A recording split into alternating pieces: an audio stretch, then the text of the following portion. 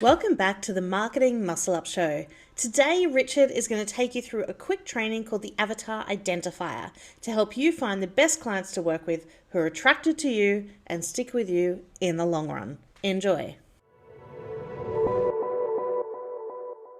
We're talking about how to actually cut through the noise, cut through the congestion out there, and make sure that you're the only gym studio personal trainer that people are going to think about when they want to get fit and healthy. We're talking about specific people that love what you do. We're talking about just focusing on, just people that are raving fans of what you do, clients that pay their bills on time, clients that refer your clients that you get amazing results for, and clients that just love to keep coming back for more and more and more.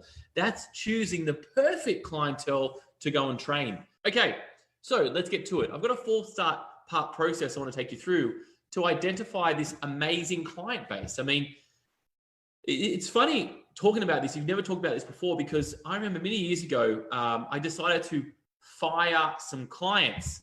I said, no, I don't want to work with you anymore. I don't want to work with you. And I decided to start letting go clients. Now, sometimes firing clients seems a bit like out there, but the concept that we're talking about a concept of letting go clients that no longer serve you, or that you don't think you get results for, and you can open up your premises, your space, your time to people that you love to train. So think about this concept. Why do something you hate for?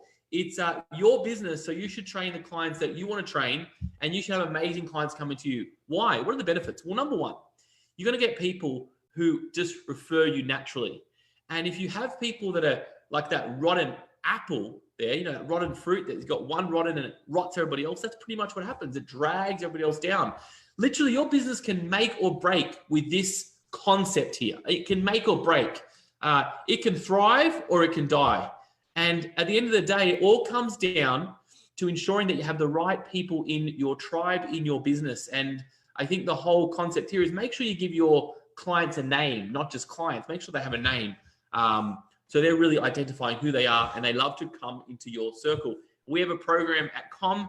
We have a ninja program. It's a marketing ninja program. So we call our clients ninjas. We have another program. It's called Scale. We call those clients scalers. So always having a name to identify these clients is a great first step. So they feel like they're not just a number. They feel like they're a tribe. Okay, so let's go through this. How do you actually fire clients? How do you refine your audience and avatar? An avatar is a person that you want to go for. How do you refine that so you don't feel like, oh my gosh, if I, and I know a lot of problems are. People go, well, if I refine and just go after, for example, let's say females, pretty simple avatar instead of females, males. You might say, well, I'm going to lose 50% of my market. And that's a fair call. You will lose 50% of your market. But in fact, you'll also gain a much stronger market because you're calling out to that avatar. If you can slice your market in that really specific zone, you become that industry leader, that specific person. So when now people are searching for what they want, they go to you directly. This is fundamentally one of the best ways that you can scale up your business without having to focus on all the negative people that around you don't want. So let's talk about number one. Number one, you want to go back to your current clients, current and past clients, and ask yourself, is there a common thread with these clients? Have they had similar problems, results, or, is there a similar demographic that I've trained? And so we want to ask yourself, go back to your current clients, currently clients you're training, and any past clients, and ask yourself, is there a current kind of thread that you generally get in? So you might get people that lower back pain. You might get people that are post or pre-pregnancy. You might get people that want strength. You might get focused people that are executives, busy people. So depending on who your clients are, you'll probably have a good indication already who you're attracting. And just because you attract them now, you can change who you attract in any state of the game. We had a marketing company for many years, and we went through every single industry. And a few years ago, I got some great advice off a friend and mentor of mine. And I said, let's just slice it and let's just really go deep into one audience and one avatar. And when we did that, everything changed. Why? Because we became the leaders in our niche, in our industry. So instead of going for everybody, we became the one person people are looking for when they want studio marketing or fitness marketing. Same concept with your studio. You want to go and focus on that. So number one is go back to your current clients and kind of write a list of all the clients and kind of who they are, what they are. Are they male, female? Are they working, non-working? Are they a tradie? What are they? Who are these people? What are the common threads that they share? That's number one, okay? Number two, was there a particular client that you really liked working with? Now, you have the clients, not everybody's equal. There's some really amazing clients you love to work with, and they're probably a common thread with those guys as well. So identify what you liked, why you liked working with this current client. Was it because they turned up on time? Was it because they paid their bills on time? Was it because they got amazing results? Were they good at like just implementing and eating well? What was it they liked? What were their pain points? Number two. So the first one was identify what they liked. Number two, what were their pain points? What pain points did they have? Why they came to you first? Number three, why did they start training you in the first place for? What was the first thing they decided to do when they were training with you? What was that first thing they tried to do? And then identify their demographic information. So what is it, the fundamental things of why? Is it location-based?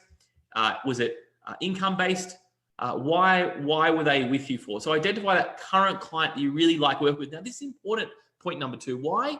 Is because these are the clients you want to focus around more of. If we can identify these people, identify their pain points, what we do in the back end of marketing, we can now start putting the right messaging out in the pain points. And we can also then talk about why they came to us in the first place for us. Now, if you're not sure why they came to you, guess what? The easiest thing to do is just go back to the client, the current client, say, hey, I wanted to ask you a few questions. I will try to grow our brand and give you more service. Why do you come to us in the first place for? And they're going to tell you why they came to you in the first place for. You might have to ask them because they probably forget, but just ask them, and what was it? Why did you come here for? And that's going to give you the greatest clues. And if you don't ask, you'll never know. So ask your current clients. Keep it really simple, guys. You don't have to send out a MailChimp survey. You just have to basically just ask them at the end of the session, hey, got a couple of questions. Do you have a minute? I'd love to ask you a couple of questions. We're improving our marketing, our business, and I'd love to know. Super simple. And believe me, people want to help you grow. Your clients want to help you because people generally want to help other people. So if you can ask them and bring them along for this journey, this is a really great first step. Number three, this is it. Once you've identified them, this is a big one that a lot of people don't do. Once you identify them, you want to choose 3 different avatars. So up to 3 different avatars you can work with. So 3, I wouldn't go more than 3 because it's just too many. Now you can go, for example, in the background here, I've got a lady in the red top. I've got a lady in the green top. She's got no face on, so that's kind of random, right? And one might be a younger audience, one might be an old audience. Let me tell you something. Just because you say, I want to work with females, someone who's, for example, in the red top, let's say she's 18 and the lady in the green is maybe 45. Let me tell you something. An 18-year-old has a different set of problems than a 45-year-old lady. 2 different worlds. Even someone who's 18 and 30, 2 different worlds. Can you imagine when you were 18, or you may have a kid who's 18, 17, 16, and they got a different set of problems. Like they're thinking about dating. They're thinking about, do I look good in my pair of jeans because I'm about to go on this hot date with this guy or girl? And then maybe a 30-year-old or a 40-year-old are thinking about, well, geez, what am I going to cook for dinner tonight for my kids? Like, who knows what they're thinking about? So you got 2 different set of problems, and your job as a trainer, as a fitness professional, as a studio owner, is to ensure that you solve their problems along the way.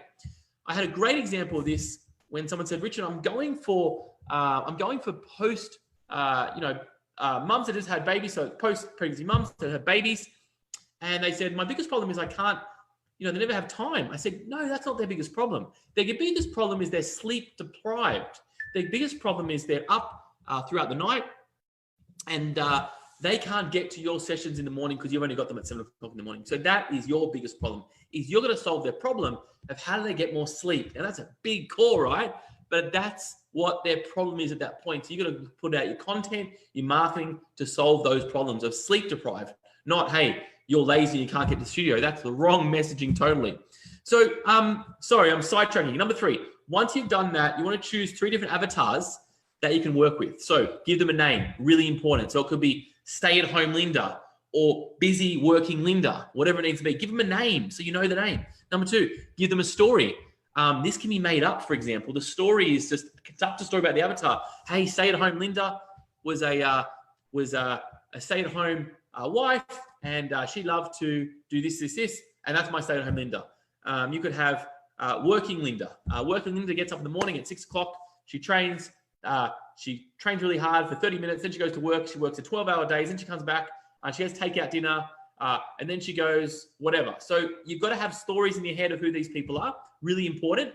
And then this is the number 3. Point 3 is then go to Google and go to images and just search for your avatar. Basically search for busy female executive, right? And that's your picture of your busy Linda or stay-at-home Linda, whatever you want to call it. Now, you can't type stay-at-home Linda. It's not going to come up in Google, right? But you know in your mind what this person is doing. And so you can kind of find that picture and then you can stick them just here like this. So just here, I think. So you can stick them on your wall. And when the phone call comes or when your staff or team, watch this, they basically will go, oh yeah, you're stay-at-home Linda. And then we can actually write on that their problems, their pain points, what they love, what they hate, all that kind of stuff. And so number 4, now that you have 3 avatars, so let's say you've got 3, you want to focus on that. So focus just on 1 and then go to the next one. Focus on the next one, and then go to the third one. Don't focus on 3 at once if it's the first time you're doing this, because there's too much to do. You need to have an ad set for that avatar. You need to have a landing page possibly for that avatar. You need to have photos for that avatar. So just focus on 1 and then move to the next one. Then after that, what we do is we then start to flavor all your marketing to be focused around that avatar. So for example, you've got stay-at-home Linda or busy Linda. We want to make sure the testimonials, the case studies, the photos, the imagery, the content is all based around the stay-at-home Linda or the busy Linda. So other people go, wow, that's me. That's me. That's me. I need to train at this place. You know what I'm talking about, guys, when it's just a perfect fit. You find a business, you find a service, and you go, wow, that is exactly my problem. If you can achieve that in your marketing, you win the game, and you never have competitors. You never have competition, and that's exactly how you win the game. This was something that I did many years ago, and this is one of the greatest marketing pieces that you can ever do, because really it cuts all the clients you don't want out, and you just love what you do. There's no longer having to work crazy hours, and no longer having to serve every single client, every single industry. It just makes life really, really smooth. We hope you enjoyed this episode of the Marketing Muscle Up Show. Make sure that you subscribe on your favorite podcast app and head over to Apple to give us a 5-star review.